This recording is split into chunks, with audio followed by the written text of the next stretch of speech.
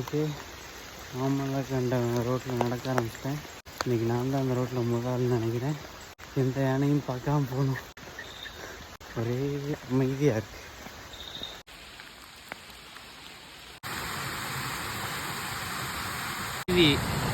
அருவி ஆர்ப்பரிச்சு போகுதுன்னா நியூஸில் சொல்லுவானுங்களே, அது இதுதான் இருக்குது. ஊருக்குள்ளே வந்தாச்சு. ஆளுங்கள்லாம் அங்கே நிறையா இருக்காங்க. மெயினான இடத்துக்கு வந்தாச்சுன்னு நினைக்கிறேன். இந்த ஊரை சுற்றி மலையாக இருக்குது, நடுவுக்குள்ள ஊர் இருக்குது. அதுதான் அதோட பியூட்டி.